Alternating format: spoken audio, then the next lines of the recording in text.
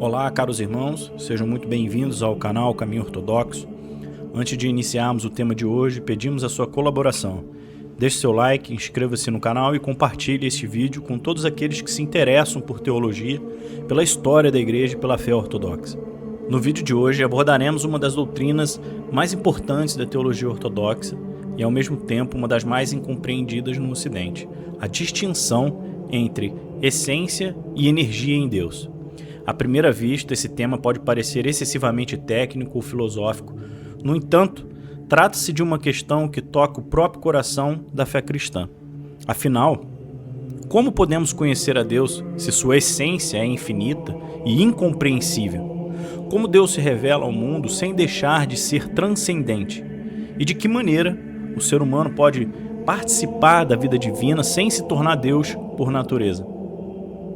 As respostas a essas perguntas estão diretamente relacionadas à doutrina da distinção entre essência e energia. Para a Igreja Ortodoxa, ela não constitui uma especulação acadêmica ou uma curiosidade teológica, mas um elemento fundamental da compreensão cristã acerca da revelação divina, da graça, dos sacramentos e da própria salvação. Essa doutrina recebeu sua formulação clássica e sua defesa mais conhecida nos escritos de São Gregório Palamas, durante as controvérsias do século XIX, sendo posteriormente confirmada pelos concílios de Constantinopla realizados entre 1341 e 1368. Contudo, como veremos ao longo desse vídeo, suas raízes são muito mais antigas. Ela encontra fundamento nas próprias Escrituras e está amplamente presente nos ensinamentos dos santos padres do primeiro milênio, sendo uma doutrina apostólica. Antes de prosseguirmos, cabe uma importante observação. Em muitas traduções latinas e ocidentais dos textos patrísticos, o termo grego energeia costuma ser traduzido por operação, do latim operatio. Em alguns contextos, especialmente em traduções bíblicas mais antigas, também aparece um termo como ação, atividade, ou até mesmo obra. Por essa razão, ao longo desse vídeo, utilizaremos os termos energia e operação como equivalentes, salvo quando o contexto exigir uma distinção mais específica. Número 1. Essência e energia. Antes de prosseguirmos, é necessário compreender uma distinção fundamental presente na tradição cristã e apostólica: a distinção entre essência e energia. Embora essa linguagem tenha sido preservada e desenvolvida na Igreja Católica Ortodoxa, ela acabou recebendo menor ênfase na prática, desaparecendo em grande parte da teologia ocidental medieval, especialmente em razão do desenvolvimento da escolástica e da compreensão tomista da simplicidade divina. Essência, ou em grego ousia, é tudo aquilo que subsiste por si mesmo e que não tem sua existência em outro. Da forma mais simples, essência é aquilo que uma coisa é em seu sentido mais fundamental. É a sua natureza ou realidade básica, aquilo que a torna o que ela é e não outra coisa. Por exemplo, todos nós somos seres humanos porque participamos da mesma natureza humana. Apesar de sermos indivíduos distintos, compartilhamos uma única essência humana comum. É precisamente essa essência que faz de nós seres humanos e não animais de outra espécie. Já a energia, do grego energeia, refere-se à manifestação ou atuação de uma essência. Em termos simples, enquanto a essência responde à pergunta ou o que algo é, a energia responde à pergunta como algo age ou se manifesta. Podemos dizer que a energia é a atividade natural de uma essência, aquilo por meio da qual uma natureza se torna conhecida e atua. São João Damasceno explica esse conceito da seguinte forma em sua obra Da Fé Ortodoxa. Vejamos. Todas as faculdades que já discutimos, tanto as do conhecimento quanto as da vida, tanto as naturais quanto as artificiais, são, como se nota, chamadas de energia, pois a energia é a força natural e a atividade de cada essência, ou novamente, a energia natural é a atividade inata em toda essência, e assim, claramente, coisas que têm a mesma essência também têm a mesma energia, e coisas que têm naturezas diferentes também possuem energias diferentes, pois nenhuma essência pode ser desprovida de energia natural. A energia natural, novamente, é a força em cada essência pela qual sua natureza se manifesta.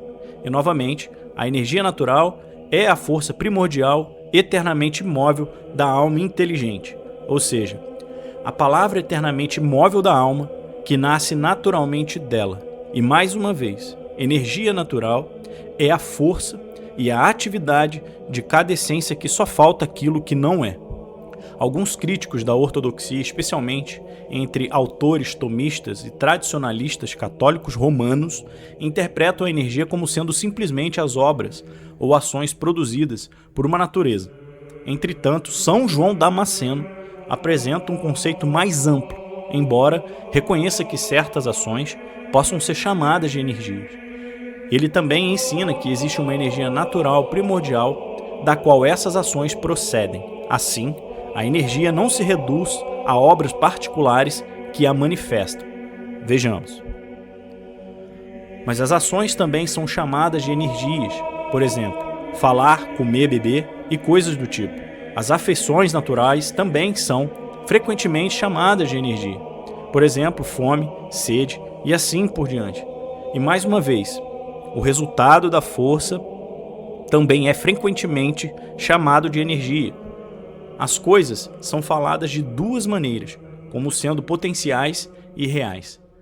Pois dizemos que a criança no peito é um potencial estudioso, pois ela está tão preparado que, se ensinado, se tornará um estudioso. Além disso, falamos de um potencial e de um estudioso real, ou seja, que este último é versado em letras, enquanto o primeiro tem o poder de interpretar letras, mas não o utiliza de fato. Novamente, quando falamos de um estudioso real, queremos dizer que ele coloca o seu poder em uso real, ou seja, que ele realmente interpreta escritos.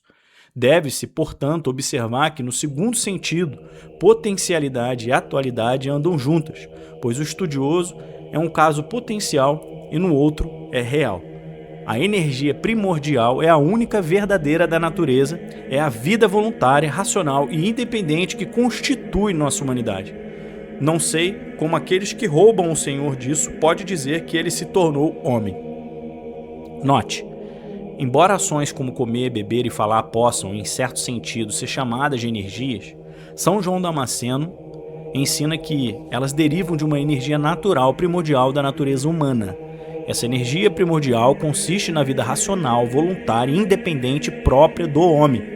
Ela não é uma ação particular como comer, beber ou falar, mas a atividade natural fundamental da qual essas ações procedem. Isso ocorre porque a energia é inerente à essência. Onde existe a natureza humana, necessariamente exige também sua energia natural, mesmo um recém-nascido que ainda não desenvolveu plenamente suas capacidades. Evidentemente, as manifestações concretas dessas energias podem variar de indivíduo para indivíduo e conforme o grau de desenvolvimento de suas faculdades. Contudo, a energia natural permanece intrinsecamente vinculada à essência humana. Assim, as ações particulares não esgotam o significado de energia, mas constituem manifestações concretas dessa energia natural fundamental. Não sem razão, o Terceiro Concílio de Constantinopla, o Sexto Concílio Ecumênico, condenou a heresia do monoenergismo, segundo a qual Cristo possuiria apenas uma única energia ou operação. Essa doutrina foi considerada incompatível com a definição de Calcedônia, que ensina que Cristo possui duas naturezas, divina e humana, unidas em uma única pessoa. Consequentemente, cada natureza possui sua própria energia natural, uma divina e uma humana. Nesse sentido, leciona a confissão de fé do referido concílio. Vejamos. Nós glorificamos duas operações naturais, indivisivelmente, imutavelmente, sem confusão e inseparavelmente no mesmo nosso Senhor Jesus Cristo, verdadeiro Deus, isto é, uma operação divina e uma operação humana, segundo o pregador divino Leão, que afirma da maneira mais clara, pois cada forma, em comunhão com a outra, realiza aquilo que lhe é próprio, o verbo, a saber, fazendo o que pertence ao verbo, e a carne aquilo que pertence à carne. Pois não admitiremos uma única operação natural em Deus e na criatura, assim como não elevaremos ao seu ser divino aquilo que é criado, nem rebaixaremos a glória da natureza divina ao nível apropriado à criatura. Esse conceito não era desconhecido aos latinos, já que no Sínodo de Latrão, em 649, eles afirmaram a mesma coisa. Ao traduzir suas atas, o padre Price explica. Vejamos. A palavra grega energeia, cujo significado em latim é operatio e as traduções mais comuns em inglês são energy e operatio, referem-se à atividade, ao movimento de uma natureza ou indivíduo específico, às mudanças que ele efetua ou experimenta. Cada essência ou natureza que existe pode ser conhecida como distinta, deve ter sua própria operação distinta, como os Atos de 649 citam Cirilo de Alexandria. Nenhuma pessoa sensata admitiria que coisas diferentes em espécie e natureza possuem a mesma operação. O argumento constantemente reiterado pelos dionergistas do século VII era que a doutrina calcedônia de duas naturezas em Cristo, divina e humana, implica duas operações naturais correspondentes. Uma vez esclarecido que a energia natural é intrínseca e a essência, e que toda essência possui uma energia natural pela qual se manifesta e opera, podemos agora aplicar esse conceito a Deus. Número 2. A aplicação da distinção entre essência e energia em Deus. Ao falar de Deus naquilo que ele é em si mesmo, isto é, em sua essência, os santos padres recorriam à chamada teologia apofática, ou teologia negativa. Segundo essa abordagem, a essência divina é incognoscível e incompreensível para as criaturas, de modo que só podemos descrevê-la por meio daquilo que ela não é. Assim, dizemos que Deus é imortal porque não está sujeito à morte, que é infinito porque não é limitado, que é incriado porque não teve origem, que é imutável porque não sofre mudança, e assim por diante. Todas essas expressões são verdadeiras, mas não revelam o que Deus é em sua essência. Elas apenas afastam de Deus as limitações próprias das criaturas. Então, você poderia perguntar, mas e tudo aquilo que sabemos sobre Deus? Que Ele é amor, que Ele é bom, e quanto à sua justiça, sabedoria, poder e providência? A resposta dos santos padres é que esses atributos não nos revelam a essência divina em si mesmo. Eles nos revelam Deus tal como Ele é e se manifesta e se comunica às criaturas, ou seja, a sua energia, ou, como nomes mais comuns no Ocidente, sua graça ou sua glória incriada. São Basílio Magno explica esse ponto em sua célebre Epístola 234, ao responder àqueles que afirmavam que conhecer a Deus exigiria conhecer sua essência. Ele distingue claramente entre a essência divina, que permanece inacessível, e aquilo que podemos conhecer de Deus por meio de suas operações ou energias. Vejamos. Você adora o que sabe ou o que não sabe? Se eu responder adoro o que sei, eles imediatamente respondem: qual é a essência do objeto de adoração? Então, se eu confessar que sou ignorante da essência, eles se voltam contra mim novamente e dizem: então você adora o que não sabe. Respondo que a palavra conhecer tem muitos significados. Dizemos que conhecemos a grandeza de Deus, seu poder, sua sabedoria, sua bondade, sua providência sobre nós e a justiça do seu julgamento, mas não sua própria essência. A questão, portanto, é feita apenas para fins de disputa, pois quem nega conhecer a essência não confessa ser ignorante de Deus, pois nossa ideia de Deus é reunida de todos os atributos que enumerei. Mas Deus, ele diz, é simples e qualquer atributo dele que você considerou conhecível é de sua essência, mas os absurdos envolvidos nesse sofisma são incontáveis. Quando todos esses atributos elevados forem enumerados, são todos nomes de uma única essência? E existe a mesma força mútua em sua atrocidade e sua bondade amorosa, sua justiça e seu poder criativo, sua providência e sua previsão, sua concessão de recompensas e punições, sua majestade e sua providência? Ao mencionar qualquer um deles, declaramos sua essência? Se disserem que sim, que não nos pergunte se conhecemos a essência de Deus, mas que nos pergunte se sabemos que Deus é terrível, justo ou misericordioso. Confessamos que conhecemos isso. Se eles dizem que a essência é algo distinto, que não nos coloque errados na simplicidade, pois eles mesmos confessam que há uma distinção entre a essência e a cada um dos atributos enumerados. As operações, isto é, energias, são variadas. A essência é simples, mas dizemos que conhecemos nosso Deus por suas operações, mas não nos aproximamos da sua essência. Suas operações chegam a nós, mas sua essência permanece além do nosso alcance. Observe que São Basílio rejeita a ideia de que os atributos divinos sejam idênticos à essência divina ou que se esgotem o seu significado. Pelo contrário, ele afirma que conhecemos a grandeza, o poder, a sabedoria, a bondade, a providência e a justiça de Deus, mas não sua essência. Mas ainda, Ele declara explicitamente que as operações, como energia divina, se manifesta, são múltiplas, enquanto a essência é simples, e conclui afirmando que conhecemos Deus por suas operações, mas não nos aproximamos da sua essência. Diante disso, podemos fazer uma pergunta simples: a grandeza de Deus, sua sabedoria, seu poder ou sua bondade são criaturas? São meras obras externas produzidas por Deus? Certamente não. Sua realidade, eternamente presentes em Deus e por meio das quais ele se manifesta e se torna conhecido às criaturas. Em sentido semelhante, São Gregório de Nissa escreve em sua obra Não Três Deuses. Vejamos. A maioria dos homens pensa que a palavra divindade é usada de modo próprio para designar a natureza.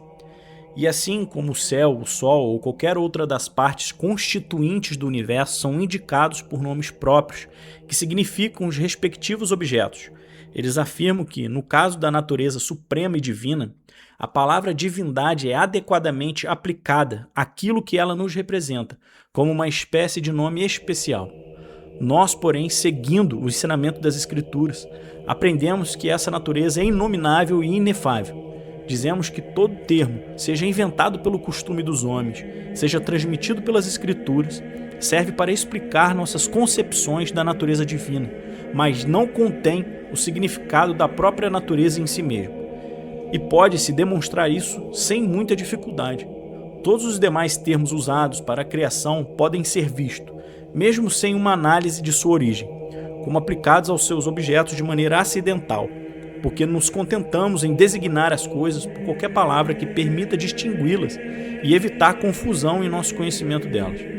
Mas todos os termos empregados para nos conduzir ao conhecimento de Deus contêm um seu significado próprio, e não se pode encontrar entre os nomes especialmente atribuídos a Deus nenhum que seja destituído de um sentido definido. Daí fica claro que, por meio de qualquer desses termos, não é a própria natureza divina que é significada, mas alguma das suas características ou manifestações, isto é, energia, que se tornam conhecidas. Pelo mesmo raciocínio, descobrimos que tudo o mais que decorre do significado contido nos nomes que expressam os atributos divinos, ou nos impede de conhecer acerca da natureza divina aquilo que não devemos conceber, ou nos ensina aquilo que devemos conceber dela, porém, não inclui uma explicação da própria natureza em si mesmo. Para São Gregório, os nomes divinos não descrevem a essência de Deus. Eles revelam aquilo que podemos conhecer acerca dele. Cada nome manifesta algum aspecto de sua atuação, presença ou manifestação, sem jamais circunscrever sua natureza incompreensível. Em outras palavras, a essência divina permanece inalcançável e cognoscível, mas Deus verdadeiramente se dá a conhecer por meio das suas energias. Não conhecemos apenas algo sobre Deus. Conhecemos o próprio Deus, na medida em que ele se manifesta e se comunica às suas criaturas, permanecendo, contudo, transcendente em sua essência. Esse entendimento dos Santos Padres é adequado, sumarizado pelo padre Sergei Raskazovsky. Vejamos. Por essa razão, os padres ensinam que aquilo que é Deus em sua essência, permanece para sempre além da compreensão humana. E angélica. Nas obras dos Santos Padres, de épocas posteriores, surgem conceitos dogmaticamente expressos com maior clareza sobre a essência de Deus em si mesmo e a ação de Deus no mundo. O autor, a Areopagítica, início do século VI, contrapõe as unidades em Deus às distinções. As unidades são moradas secretas que não se revelam. Representa uma natureza supraessencial na qual Deus permanece como que em repouso absoluto e não se manifesta externamente de forma alguma. As distinções, ao contrário, são as processões exteriores da divindade, suas manifestações, também chamadas pelo autor Areopagítica de poderes, nas quais todas as existências participam, permitindo-nos conhecer a Deus em sua criação. A Sagrada Escritura dá uma revelação de Deus, formando os nomes divinos de acordo com as energias com que Deus se comunica, permanecendo inacessível em sua essência. Difere, permanecendo simples, multiplica-se sem se afastar de sua unidade, pois nele as unidades prevalecem sobre as distinções, sobre os nomes divinos. Isso significa que as distinções não são divisões ou rupturas no ser divino. Os poderes ou energias com que Deus se manifesta externamente são o próprio Deus, mas não a sua essência. Obviamente, sendo a energia divina, com as suas muitas manifestações, intrínseca à essência divina, sendo a essência incriada, igualmente a energia é incriada. Frente a esse testemunho patrístico, os críticos da doutrina ortodoxa frequentemente argumentam que a distinção entre essência e energia comprometem a simplicidade divina, introduzindo uma espécie de composição em Deus. Entretanto, os próprios padres respondem a essa objeção séculos antes.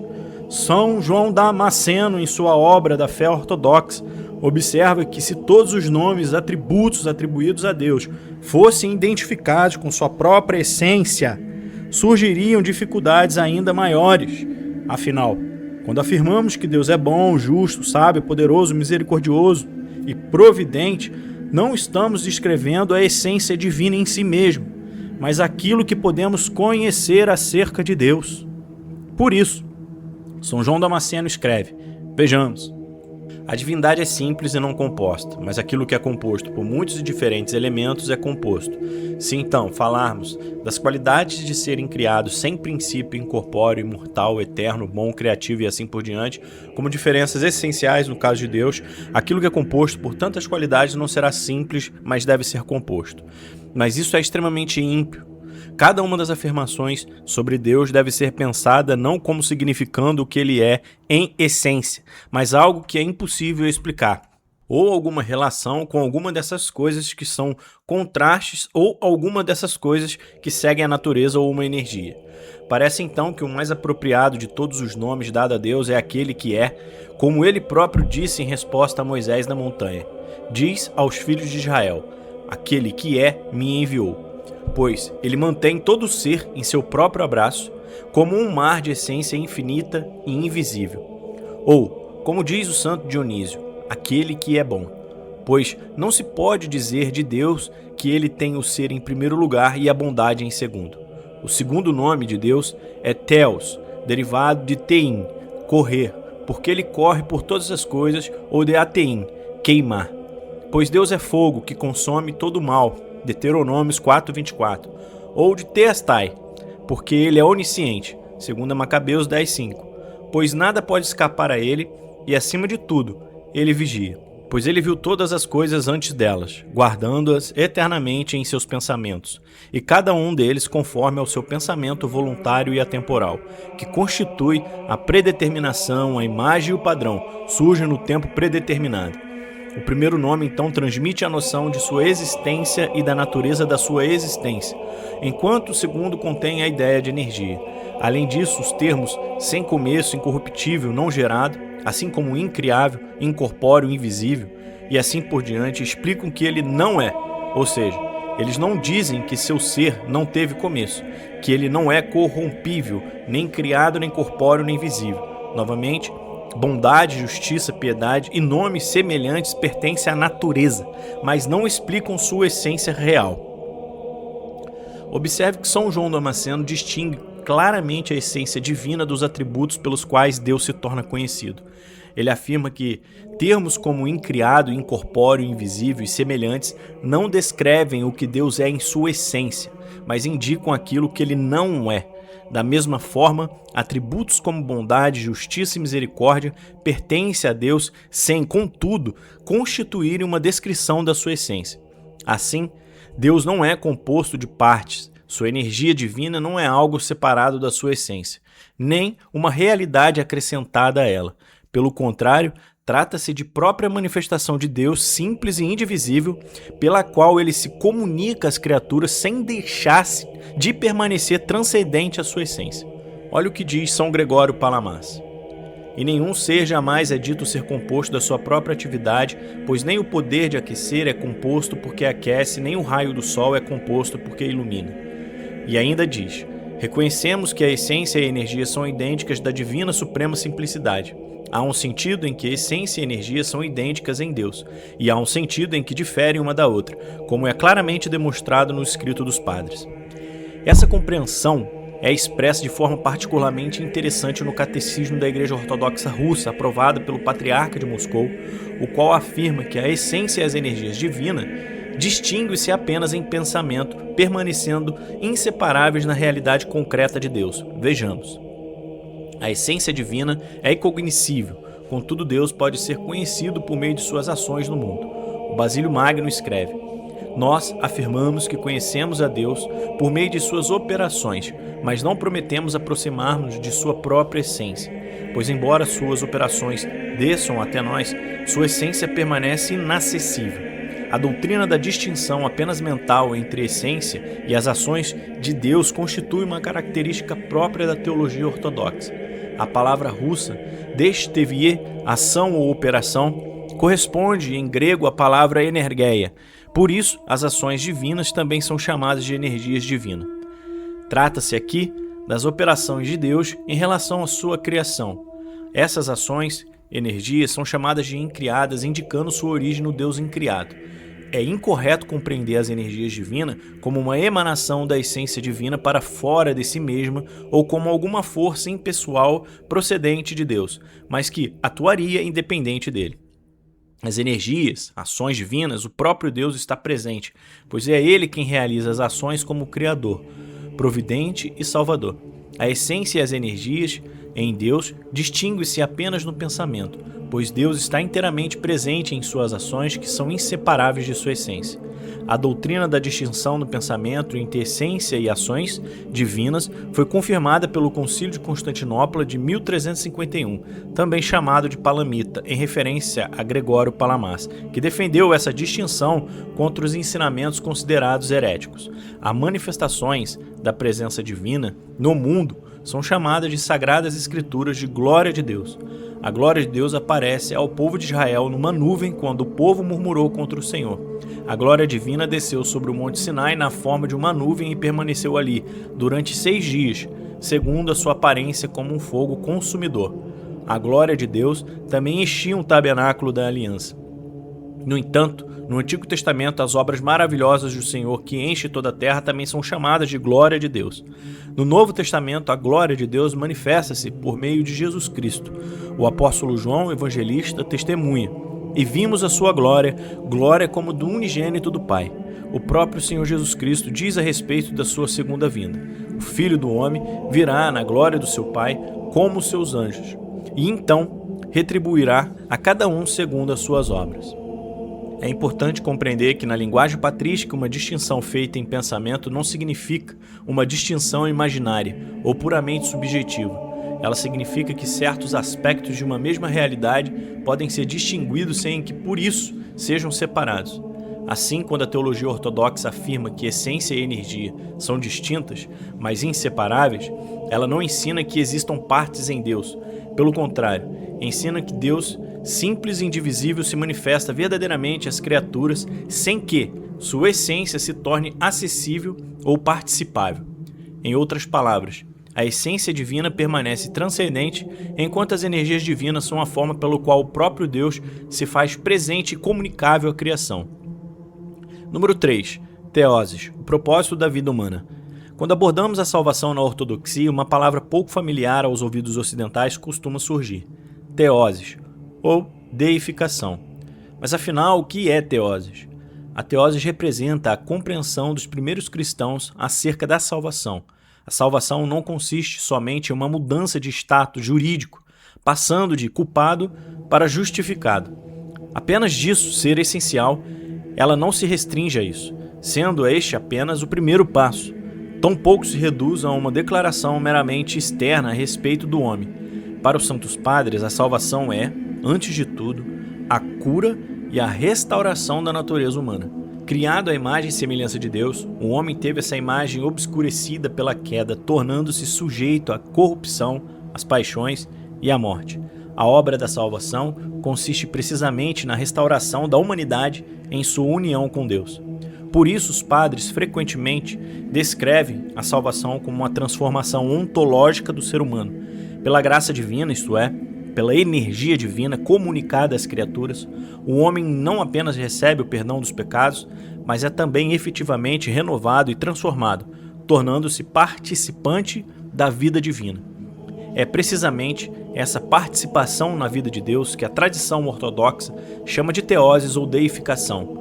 Como ensina a teologia ortodoxa, não participamos da essência divina, que permanece para sempre inacessível, mas das energias incriadas de Deus, pelas quais ele se comunica verdadeiramente às suas criaturas e as torna participantes à sua vida.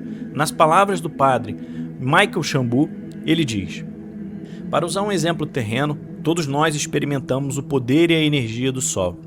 Nós realmente experimentamos e sentimos o seu calor e luz através dos raios de energia que brilham sobre nós. Esses raios nos dão não apenas uma impressão de que é o Sol. Eles não são um substituto para o Sol. Eles não nos apresentam uma ideia sobre o Sol. Eles não meramente ilustram como é o Sol. Eles são uma participação real nas próprias energias do Sol em si. Pelo nosso contato com os raios do Sol, nós de fato participamos na luz e no calor que ele produz. O poder do Sol interage com nossas células humanas e mudanças orgânicas reais ocorrem em nossa química. No entanto, não podemos participar na essência do Sol ou experimentá-la completamente. Se tentássemos nos aproximar da essência extremamente quente do Sol na tentativa de descobrir as fontes internas de suas energias, seríamos rapidamente destruídos e aniquilados. O mesmo vale para Deus e sua graça, sua essência. Como ele existe em si mesmo, não pode ser conhecido ou experimentada pelas criaturas, mas ele é conhecido e experimentado por sua graça, os raios das suas energias e a atividade divina. Como as energias criadas do Sol são reais e não nos proporcionam uma participação genuína e real no Sol, o mesmo acontece com as energias incriadas e a graça de Deus, que nos proporcionam uma experiência real do Deus incriado.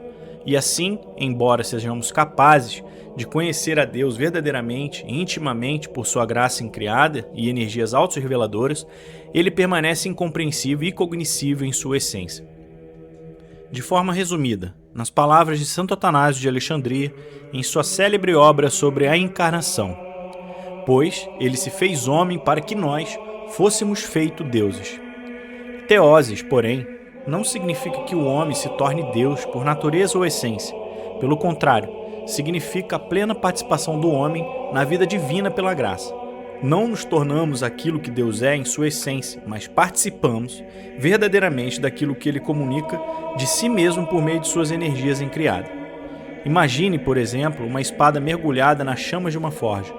Após permanecer por algum tempo no fogo, a lâmina passa a brilhar intensamente e torna-se incandescente ao toque. O calor e o brilho ígneo não pertencem naturalmente ao metal. Eles decorrem de sua participação no fogo. Entretanto, embora a espada participe das propriedades do fogo, ela não se torna fogo em sua essência. O metal continua sendo metal, ainda que esteja plenamente penetrado pelo calor e pela luz da chama. Se a espada for afastada do fogo, gradualmente perderá o calor e o brilho que havia recebido, enquanto permanece unida ao fogo, porém participa verdadeiramente de suas propriedades. De modo semelhante, a teoses não significa que o homem se torne Deus por sua natureza ou essência. Assim como a espada permanece metal, mesmo quando é incandescente, o ser humano permanece criatura.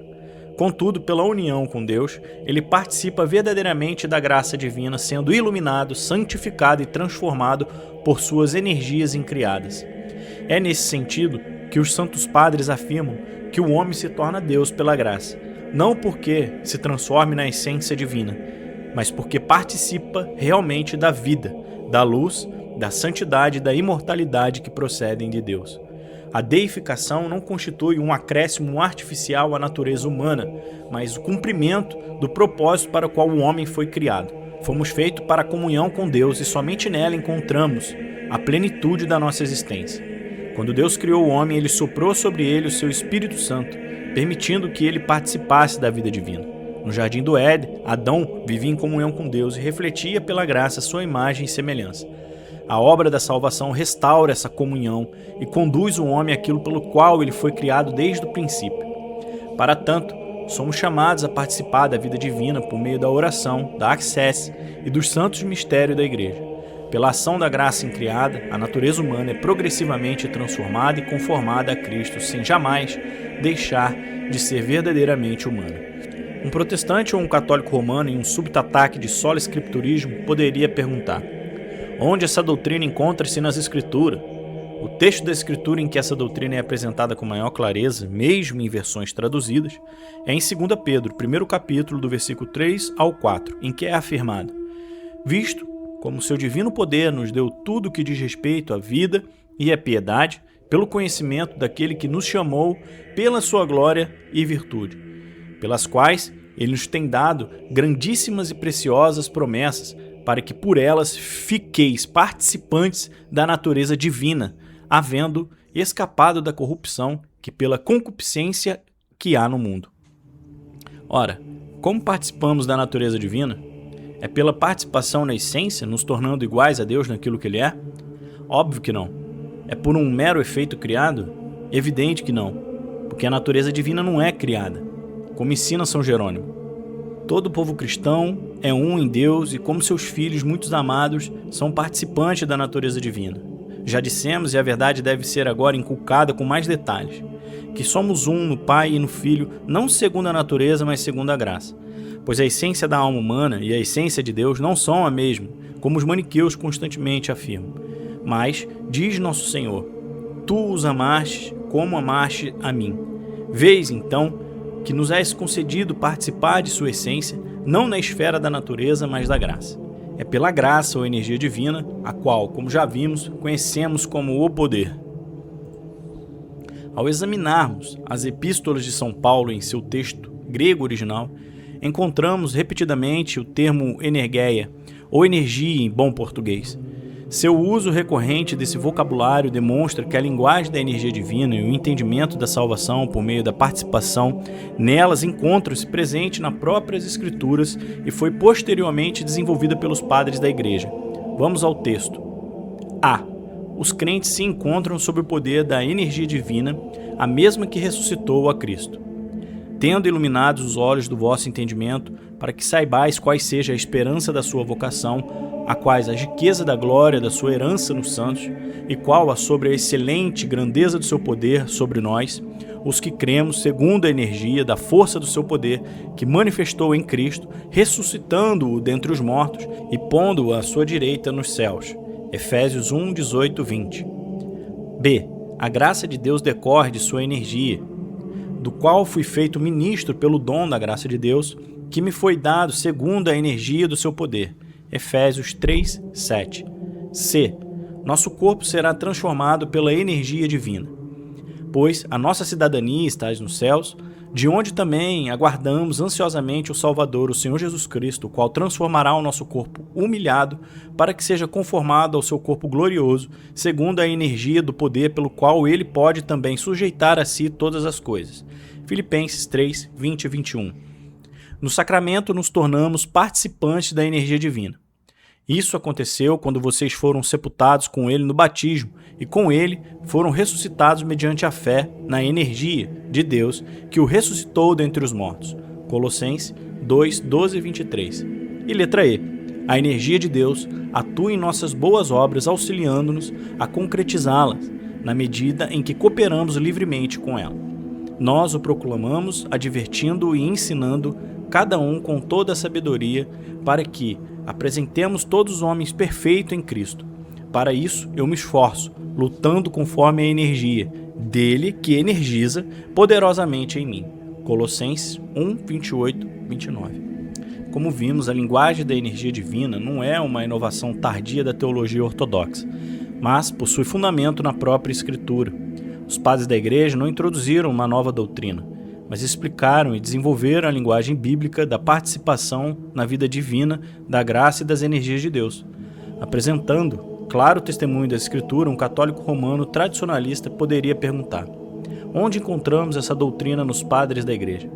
Pois bem, comecemos por Santo Anastácio Sinaíta, um padre que escreveu no século VII, em sua obra Ódegos, ou Guia pelo Caminho Correto, escrita em defesa da fé calcedoniana contra os monofisitas. Santo Anastácio dedica uma sessão para expor o conceito de energia não como algo novo, mas como conceito filosófico teológico bem estabelecido na doutrina cristã. Vamos ao texto.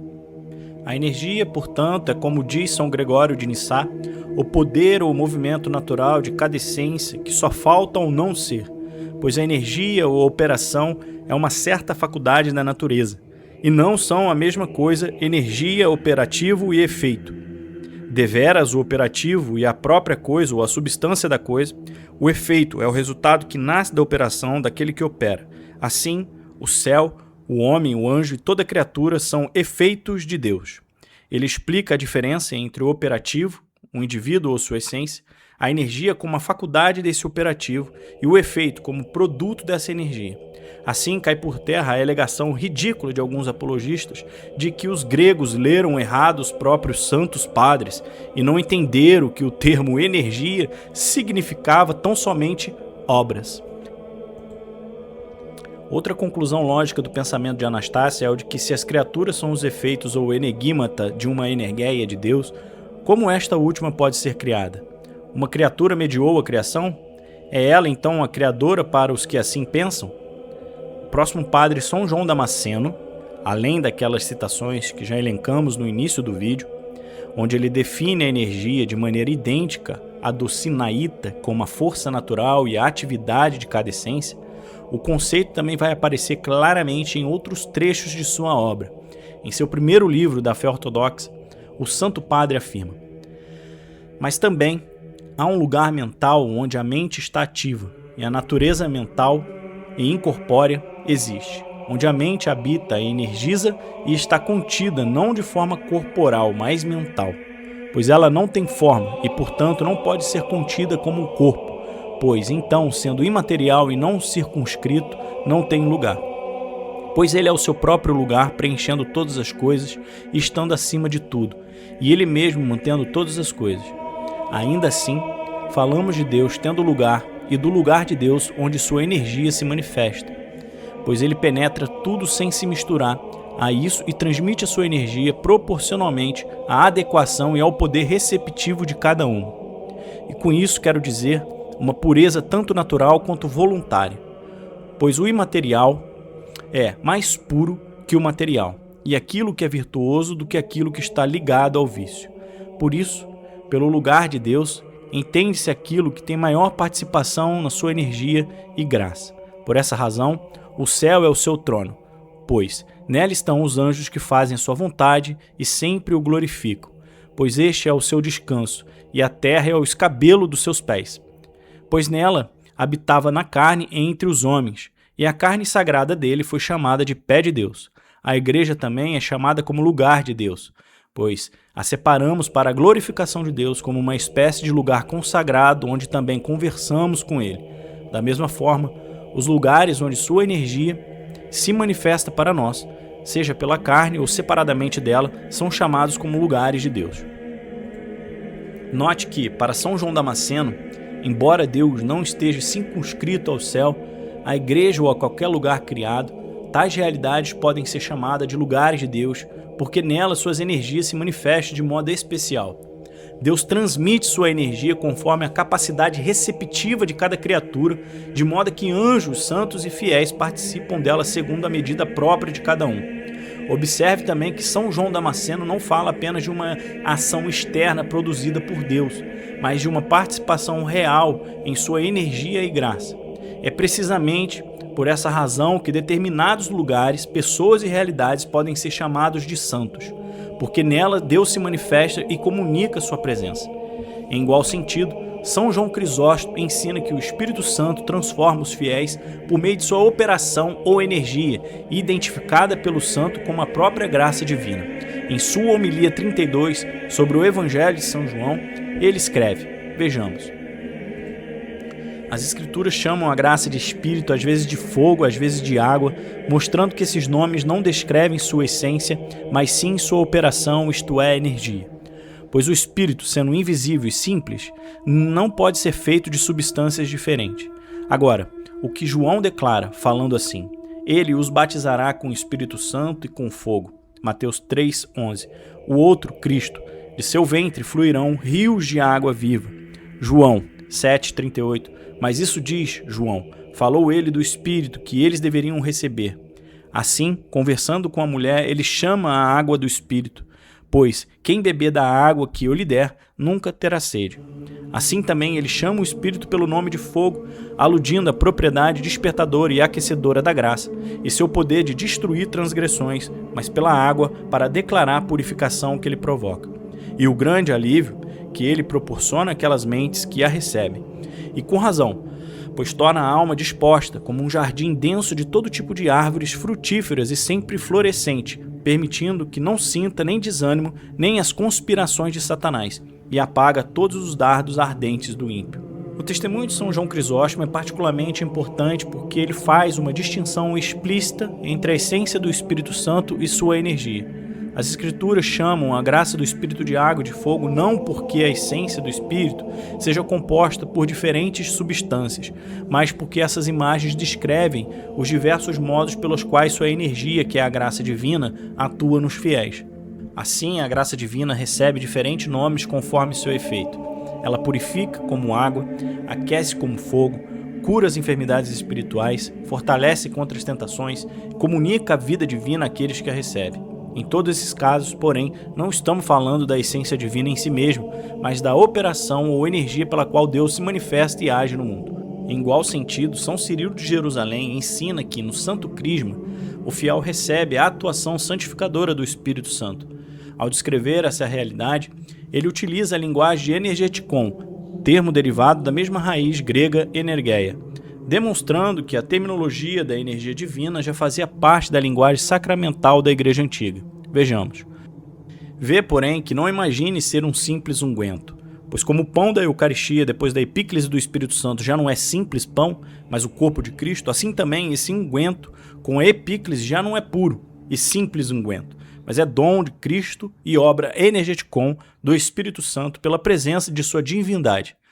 Com ele se unge simbolicamente tua fronte e outros sentidos. Se, por um lado, o corpo é ungido com unguento sensível, por outro, a alma é santificada pelo Espírito Santo vivificador. Observe que São Cirilo não descreve o crisma como um simples símbolo ou memorial. Pelo contrário, ele ensina que pela descida do Espírito Santo, o óleo se torna um instrumento da atuação santificadora do próprio Deus. Enquanto o corpo é ungido visivelmente, a alma é verdadeiramente santificada pelo Espírito invisivelmente. São Cirilo de Alexandria também fala dessa relação entre o Espírito Santo e a energia. Olha só, se de fato o Espírito Santo for na realidade uma criatura, de acordo com a loucura dos heterodoxos, como ele possui a energia de Deus em sua totalidade? Pois não há ninguém, penso eu, que declararia que isso é ortodoxo, a ponto de ter a audácia de dizer que é somente por meio de algum instrumento trazido à existência externamente que a essência divina ministra a si mesmo com relação à energia, que naturalmente passa dela para aqueles com a capacidade de recebê-las. Contra os que negavam a divindade do Espírito, pneumatômacos, São Cirilo prova que o Espírito Santo é divino ao demonstrar que ele possui a totalidade da energia e a operação divina, ou seja, que a Escritura o descrevia executando aquilo que ela atribuía também a Deus, ou ao Pai ou ao Filho. Ele explicitamente atribui uma energia à essência divina que naturalmente passa dela para as criaturas. Ou seja, essa energia é natural ou só pode ser divina. Ele também diz ser absurdo pensar que ela era dada às criaturas por meio de algo criado. Ora, se a energia fosse mero efeito criado, qual seria o absurdo disso? Cirilo de Alexandria também distingue a geração do verbo do ato criativo de Deus através da distinção entre essência e energia, argumento que também foi usado por Santo Atanásio contra os arianos. Vejamos. Se também gerar é o mesmo que criar, então quem gera será criado daquilo que foi gerado, e o gerador daquilo que foi criado. Contudo, fazer ou criar é próprio da energia, ao passo que gerar pertence à natureza. Ora, natureza e energia não são idênticas. Logo, gerar e criar não são as mesmas coisas. Santo Ambrósio de Milão, igualmente em sua obra Os Sacramentos e os Mistérios, pontua: como? É Deus que te ungiu. É o Senhor que te marcou de um selo e infundiu o Espírito Santo em seu coração. Recebeste, pois, o Espírito Santo em teu coração. Vê ainda em outro ponto. Da mesma sorte que o Espírito Santo está em seu coração, também Cristo aí está. Como? Percebes isso no Cântico dos Cânticos, quando Cristo fala à igreja: coloque-me como um selo em teu coração, como um selo em teus braços. Note que Santo Ambrósio afirma que no Santo Crisma recebemos verdadeiramente o Espírito Santo. Ora, se participamos realmente de Deus, essa participação não pode ocorrer segundo sua essência, que é incomunicável. Tampouco pode consistir em um mero efeito criado separado dele. Trata-se, precisamente, daquilo que a tradição ortodoxa chama de participação na graça divina, isto é, na energia incriada pela qual Deus se faz presente e atua em suas criaturas. Essa mesma compreensão aparece de forma ainda mais explícita em São Máximo, o Confessor. Para ele, a salvação consiste precisamente na participação do homem na energia divina incriada, por meio da qual a criatura é elevada à comunhão com Deus e conduzida à deificação. São Máximo, o Confessor, em sua obra 200 textos sobre a teologia e dispensação encarnada do Filho de Deus, expressa essa mesma doutrina de maneira ainda mais explícita. Segundo ele, o homem não pode alcançar o conhecimento de Deus por suas próprias forças, mas é elevado pelo próprio Deus e iluminado pelos raios da luz divina. Mais adiante, ao tratar da salvação, São Máximo ensina que Deus conduz as criaturas à participação em sua própria energia divina. Deus suspende nos seres humanos criados a operação de sua energia natural ao ativar neles, de forma inexprimível, sua energia divina. Deus suspende sua operação em cada ser criado na medida em que esse ser participa de sua energia divina. O santo também distingue entre as criaturas que tiverem um início no tempo e realidades divinas das quais participamos pela graça. Todas as coisas imortais e a própria imortalidade, todas as coisas vivas e a própria vida, todas as coisas santas e a própria santidade, todas as coisas boas e a própria bondade não começaram a existir no tempo. Aquelas coisas que começaram no tempo existem pela participação nas coisas que não começaram no tempo. Por fim, ao tratar diretamente da deificação, São Máximo afirma: aquele que por nossa causa compartilhou do descanso de Deus no 7º dia, também por nossa causa participa da energia deificante de Deus no 8º dia. E ainda, ela, a alma, se torna Deus por participação na graça divina, pois o corpo é deificado junto com a alma através da sua própria participação correspondente no processo de deificação. A doutrina ensinada por São Máximo é inequívoca. A salvação consiste na participação da criatura em realidades divinas incriadas, na energia deificante de Deus e na plenitude de sua graça. O homem não participa da essência divina que permanece transcendente e inacessível, mas é verdadeiramente unido a Deus por meio de sua energia divina, tornando-se pela graça aquilo que Deus é por natureza. Como último testemunho dos padres no 1º milênio, interessa-nos São Simeão, o novo teólogo, que viveu pouco antes do grande cisma e sintetiza de forma sublime o que expomos até aqui. Vejamos. Deus, que veio ao mundo e tornou-se homem, ofereceu aos homens os 2 grandes bens a seguir. Ele uniu a natureza divina à natureza humana para que o homem pudesse se tornar como Deus. E nesse homem, que se tornou divino pela graça, a Santíssima Trindade veio misticamente habitar. A própria Academia Católica Romana moderna admite que, para os pais da Igreja, nós participávamos pelos sacramentos e pela vida cristã na vida intrinitária, não um mero feito criado. Nesse sentido, o padre Giulio Maspero, ao comentar São Gregório de Nissá, diz: a unidade do amor que constitui o próprio Deus é derramada sobre os seres humanos por meio do dom do Espírito. Não se poderia pensar em uma correlação mais estreita entre economia e imanência. Precisamente no momento em que se reconhece que o Espírito é perfeitamente da natureza divina, torna-se necessário encontrar esse dom na imanência, a qual está agora completamente protegida pela afirmação de que apenas as 3 pessoas são eternas. É o radicalismo desse ato ontológico que nos capacita a reconhecer o dom como tal e nos permite entrar em uma lógica de pura gratuidade. Note-se que o dom que recebemos de Deus nos sacramentos decorre da imanência divina, ou seja, da eternidade, não do universo criado, não sendo o efeito criado, mas a própria energia divina. Como vimos, para defender a realidade da distinção entre a essência e a energia, sequer é necessário recorrer inicialmente aos escritos de São Gregório Palamais. Muito antes das controvérsias do século XIV, essa doutrina se encontrava presente nas Escrituras e amplamente testemunhada pelos santos padres. São Basílio Magno ensina que conhecemos a Deus por suas energias, enquanto sua essência permanece inacessível. São Gregório de Nissá afirma que os nomes divinos não descrevem a essência de Deus, mas aquilo que dela se manifesta às criaturas. São João Crisóstomo identifica que a graça do Espírito Santo com suas energias, distinguindo explicitamente entre a essência divina e sua manifestação no mundo. São Cirilo de Jerusalém emprega a linguagem da energia ao descrever a ação santificadora do Espírito Santo nos sacramentos. Santo Ambrósio de Milão ensina que os fiéis recebem verdadeiramente o Espírito Santo e participam da sua presença vivificante.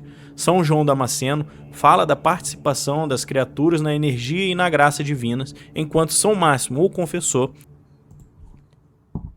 descreve a própria salvação e a deificação como participação na energia deificante de Deus e na plenitude de sua graça incriada. Por fim, para São Cirilo de Alexandria, a energia divina procede naturalmente da essência de Deus e é comunicada aos fiéis, santificando-os e unindo-os a Deus. O testemunho patrístico, portanto, é consistente. Os padres distinguem entre a essência divina, que permanece transcendente e incomunicável, e aquilo que Deus comunica de si mesmo às criaturas.